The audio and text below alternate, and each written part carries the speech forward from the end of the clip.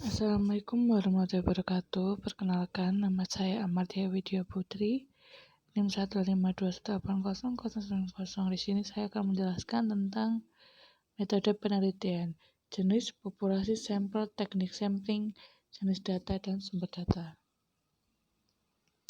Yang akan dibahas adalah yang pertama ada jenis, populasi, sampel, teknik sampling, dan yang terakhir adalah jenis dan sumber data. Yang pertama adalah jenis, yaitu ada kualitatif. Penelitian kualitatif adalah penelitian yang dilakukan dengan cara memahami fenomena apa yang dialami oleh subjek penelitian, misalnya perilaku, persepsi, motivasi, tindakan, dan lain-lain. Contoh data kualitatif adalah catatan wawancara, transkrip FGD atau forum group discussion, jawaban pertanyaan terbuka, transkrip rekaman video, kisah pengalaman produk di internet, artikel berita, dan sejenisnya. Data kualitatif dapat berasal dari berbagai sumber primer dan atau dengan sumber sekunder seperti individu, grup fokus, catatan perusahaan, publikasi pemerintah, dan internet. Data kualitatif dapat dicari di internet untuk mencari buku, artikel, jurnal, proceeding konferensi, publikasi perusahaan, dan sejenisnya. Karena bagaimanapun internet lebih dari sekedar sumber dokumen. Internet juga merupakan sumber informasi tekstual yang kaya untuk penelitian kualitatif. Misalnya, ada banyak jajanan sosial di internet yang terstruktur seputar produk dan layanan seperti permainan komputer, telepon seluler, film, buku, dan musik. Penelitian kualitatif mungkin melibatkan pengambilan sampel berulang, pengumpulan data, dan analisis data. Karena itu, analisis data kualitatif dapat dimulai hanya dengan menggunakan beberapa data yang telah dikumpulkan. Analisis data kualitatif tidaklah mudah. Permasalahannya adalah, dibandingkan dengan analisis data kuantitatif, hanya ada sedikit aturan dan pedoman yang mapan yang dapat diterima secara umum untuk menganalisis data kualitatif. Langkah pertama dalam analisis data kualitatif berkaitan dengan reduksi data. Reduksi data mengacu pada proses pemilihan, pengkodaan, pengkategorian data. Tampilan data mengacu pada cara penyajian data. Pilihan kutipan, matriks, grafik, atau bagan yang menggambarkan pola dalam data dapat membantu peneliti untuk memahami data. Dengan cara ini, tampilan data dapat membantu Anda menarik kesimpulan berdasarkan pola dalam kumpulan data yang dikurangi. Selanjutnya adalah jenis kuantitatif. Penelitian kuantitatif adalah suatu proses menemukan pengetahuan yang menggunakan data berupa angka sebagai alat menganalisis keterangan mengenai apa yang ingin diketahui berdasarkan apa yang dikatakan oleh Kasiram pada bukunya pada tahun 2008. Setelah data terkumpul dari sampel yang mewakili populasi, langkah selanjutnya adalah menganalisisnya untuk menguji hipotesis penelitian. Namun, sebelum kita dapat memulai menganalisis data untuk menguji hipotesis, beberapa langkah awal perlu diselesaikan. Ini membantu memastikan bahwa data tersebut akurat, lengkap, dan sesuai dengan analisis lebih lanjut. Selanjutnya adalah populasi. Populasi mengacu pada seluruh kelompok orang, peristiwa, atau hal-hal menarik yang ingin diselidiki oleh peneliti. Ini adalah sekelompok orang, peristiwa, atau hal-hal yang menarik yang peneliti ingin membuat kesimpulan. Misalnya, jika CEO sebuah perusahaan komputer ingin mengetahui jenis strategi perikanan yang diadopsi oleh perusahaan komputer lain, maka semua perusahaan komputer yang berada di sana akan menjadi populasinya. Jika konsultan organisasi tertarik untuk mempelajari efek dari kerja 4 hari seminggu pada pekerja kerah putih, maka semua pekerja kerah putih di perusahaan itu akan menjadi populasi. Jika pembuat peraturan ingin mengetahui bagaimana pasien di panti jompo yang dijalankan oleh sebuah perusahaan di Prancis dirawat, maka semua pasien di semua panti jompo yang dijalankan oleh mereka akan membentuk populasi. Selanjutnya adalah sampel. Sampel adalah bagian dari populasi. Ini terdiri dari beberapa anggota yang dipilih darinya. Dengan kata lain, beberapa, tetapi tidak semua. Elemen populasi membentuk sampel. Jika 200 anggota diambil dari populasi 1000 pekerja kerah biru, 200 anggota ini menjadi sampel untuk penelitian ini. Artinya, dari studi terhadap 200 anggota ini, peneliti akan menarik kesimpulan tentang keseluruhan populasi 1000 pekerja kerah biru.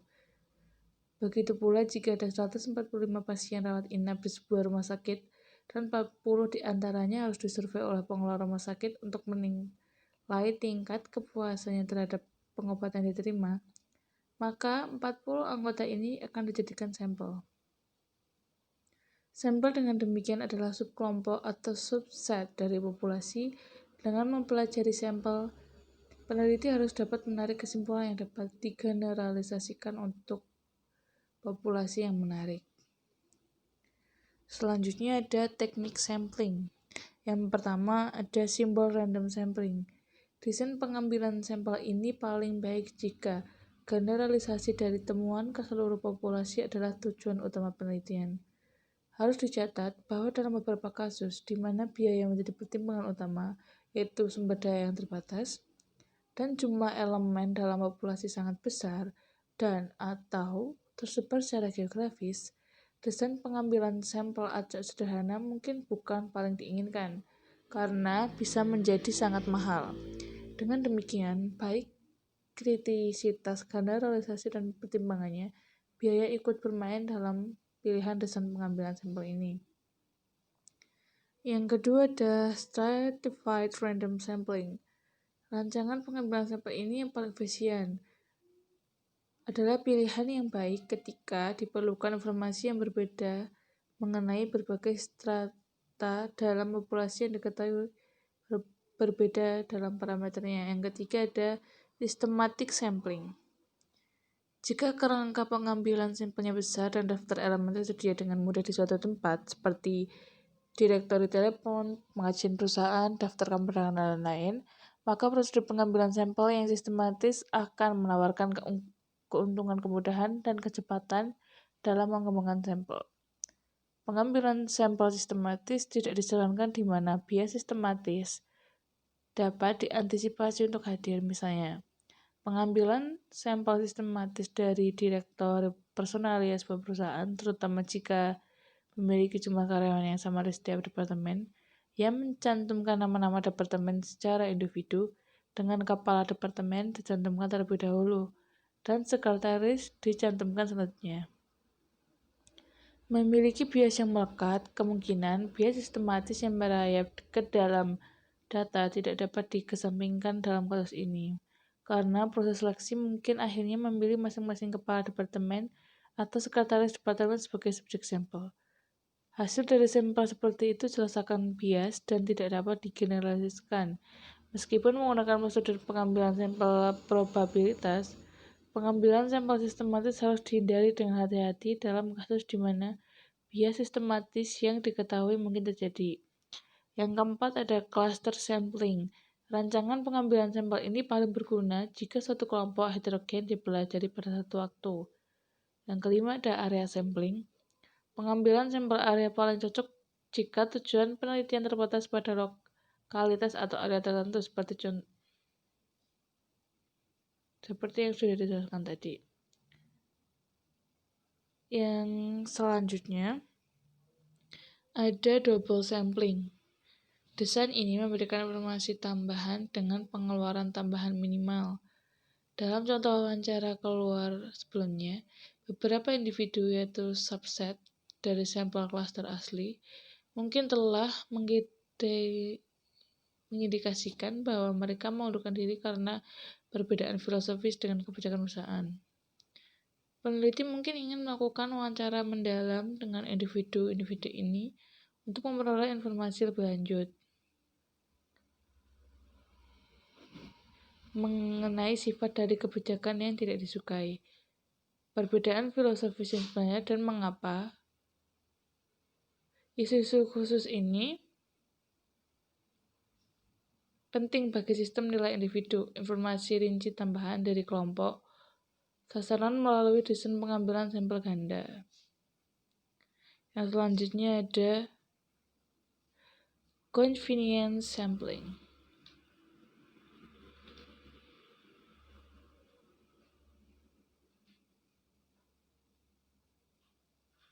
Rancangan non-probabilitas ini yang tidak dapat digenerasikan sama sekali, digunakan pada waktu tertentu untuk memperoleh beberapa informasi secara cepat untuk mendapatkan perasaan atas fenomena atau variabel yang menarik.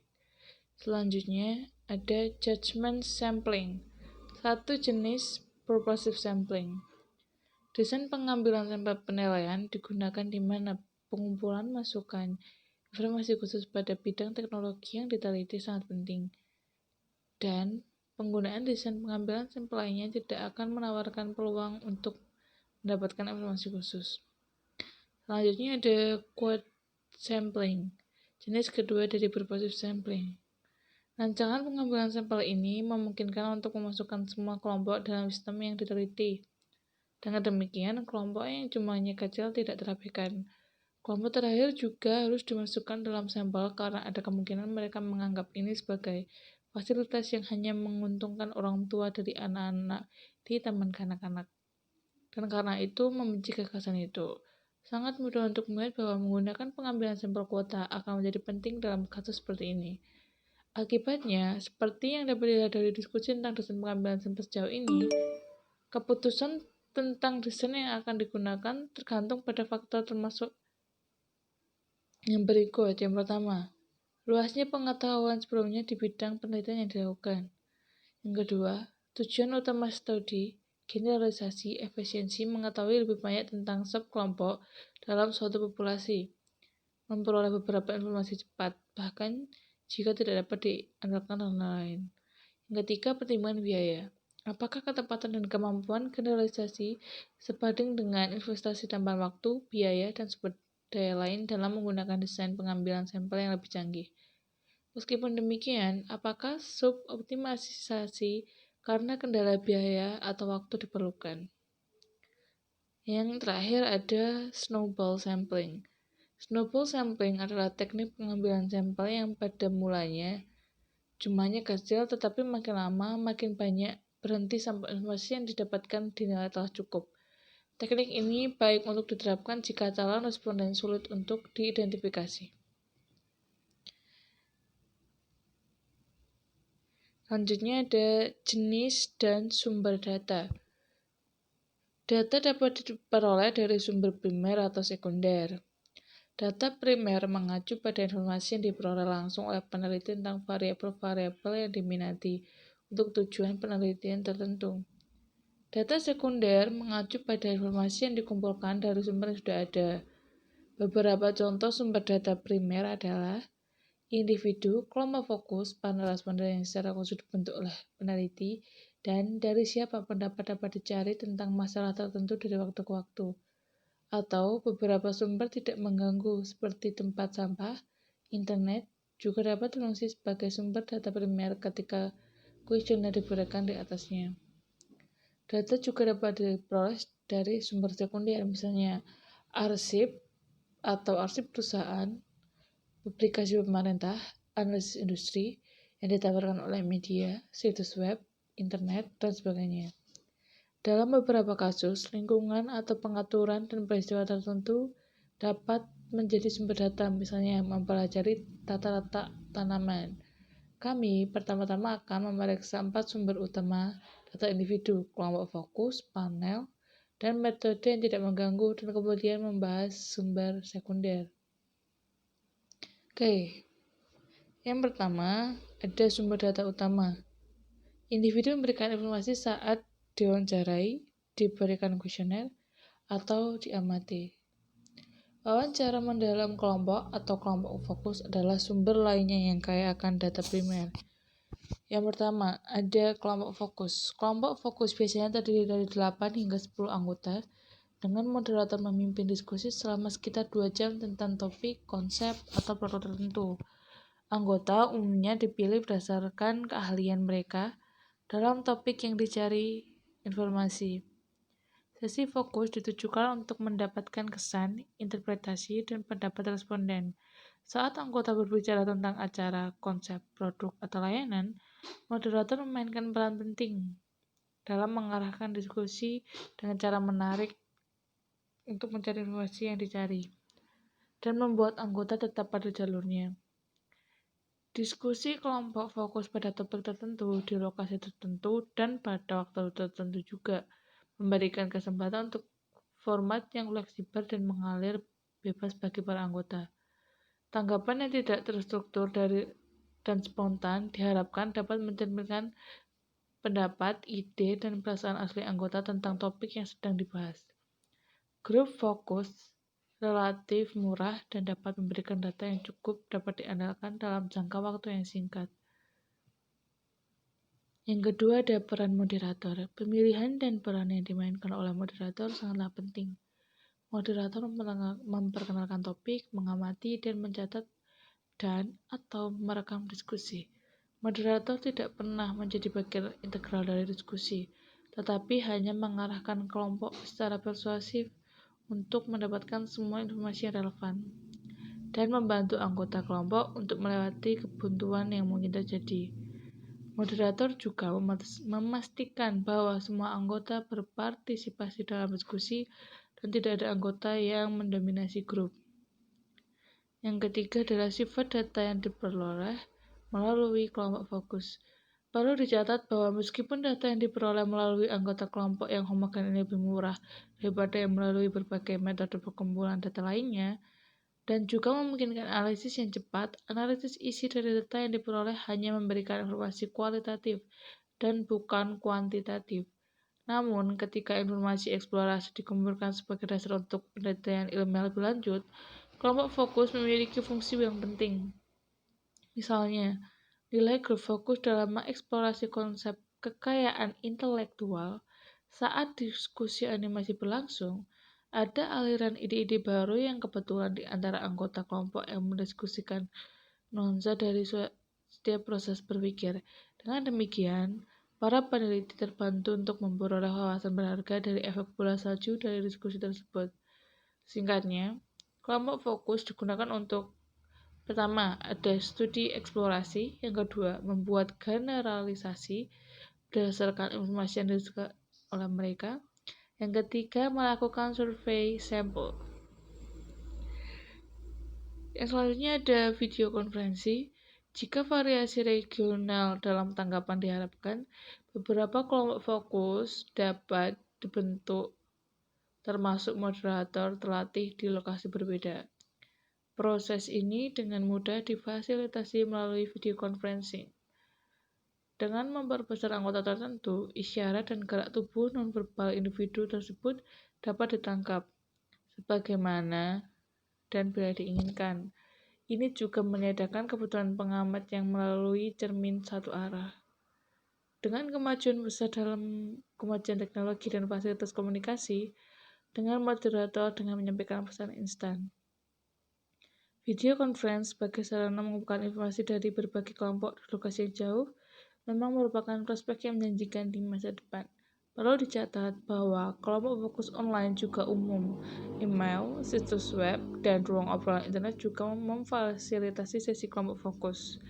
Yang kelima ada panel. Seperti grup fokus, panel adalah sumber informasi utama lainnya untuk tujuan penelitian. Jika kelompok fokus bertemu untuk sesi kelompok satu kali, panel anggota bertemu lebih dari satu kali. Dalam kasus di mana efek dari intervensi atau perubahan tertentu akan dipelajari selama periode waktu tertentu, studi panel sangat berguna. Individu dipilih secara acak untuk menjadi anggota panel untuk studi penelitian. Dengan demikian, sekumpulan ahli yang berkelanjutan berfungsi sebagai basis sampel atau paparan suara untuk menilai efek perbuatan. Yang keenam ada panel statis dan dinamis. Panel dapat berupa statis, yaitu anggota yang sama bertugas di panel dalam jangka waktu yang lama, atau dinamis. Anggota panel berubah dari waktu ke waktu karena berbagai fase studi sedang berlangsung. Yang ketujuh ada teknik Delphi. Teknik Delphi adalah metode peramalan yang menggunakan panel ahli yang dipilih dengan cermat secara sistematis dan interaktif. Para ahli ini menjawab kuesioner dalam 2 putaran atau lebih. Di babak pertama, mereka diminta untuk menjawab serangkaian pertanyaan tentang kemungkinan skenario masa depan atau masalah lain yang pengetahuannya tidak pasti atau tidak lengkap. Kontribusi dari semua ahli kemudian dikumpulkan, diringkas, dan diumpankan kembali dalam bentuk kuesioner putaran kedua. Setelah meninjau hasil putaran pertama, para ahli menilai masalah yang sama sekali dengan mempertimbangkan pendapat para ahli lainnya. Proses ini terus berjalan hingga dihentikan oleh peneliti. Alasan dibalik proses berulang ini adalah bahwa hal itu pada akhirnya dapat mengarah pada konsensus tentang masalah yang sedang diselidiki. Yang ke-8 adalah tindakan yang tidak mengganggu. Tindakan yang tidak mengganggu atau langkah-langkah yang juga disebut berasal dari sumber utama yang tidak melibatkan orang. Salah satu contohnya adalah kerusakan jurnal di perpustakaan universitas yang menawarkan indikasi yang baik tentang popularitas, frekuensi pengguna, atau keduanya. Banyaknya berbagai merek minuman ringan ditemukan di kantong sampah juga dapat mengukur tingkat konsumsinya. Tanda tangan pada cek yang terpapar sinar ultraviolet dapat menunjukkan tingkat pemalsuan dan penipuan. Catatan aktuaria merupakan sumber yang baik untuk mengumpulkan data tentang kelahiran, perkawinan, dan kematian di sebuah masyarakat. Catatan perusahaan menggunakan banyak informasi pribadi tentang karyawan, tingkat efisiensi perusahaan, dan juga data lainnya. Dengan demikian, sumber data yang tidak mengganggu ini dan penggunaannya juga penting dalam penelitian. Selanjutnya, sumber data sekunder. Sumber data sekunder mengacu pada informasi yang dikumpulkan oleh orang lain. Selain peneliti yang melakukan penelitian ini, terdapat beberapa sumber data sekunder, antara lain buku terbitan berkala, publikasi pemerintah tentang indikator ekonomi, data sensus, abstrak statistik, database, media, laporan tahunan perusahaan, dan lain-lain. Studi kursus dan catatan arsip lainnya, sumber data sekunder memberikan banyak informasi untuk penelitian data dan pemecahan masalah. Data semacam itu seperti yang telah kita lihat, sebagian besar bersifat kualitatif. Juga termasuk dalam sumber sekunder adalah jadwal yang dipelihara untuk atau oleh personal kunci dalam organisasi, kalender meja eksekutif, dan pidato yang disampaikan oleh mereka. Database keuangan tersedia untuk penelitian juga merupakan sumber data sekunder. Basis data Compustat berisi informasi tentang ribuan perusahaan yang diselenggarakan oleh industri, dan informasi tentang perusahaan global juga tersedia di Compustat. Keuntungan dari mencari sumber data sekunder adalah penghematan waktu dan biaya untuk memperoleh informasi. Namun, data sekunder sebagai satu-satunya sumber informasi memiliki kelemahan menjadi usang dan tidak memenuhi kebutuhan khusus dari situasi atau pengaturan tertentu. Oleh karena itu, penting untuk merujuk pada sumber yang menawarkan informasi terkini dan lebih baru. Sekian presentasi dari saya. Terima kasih. Merci.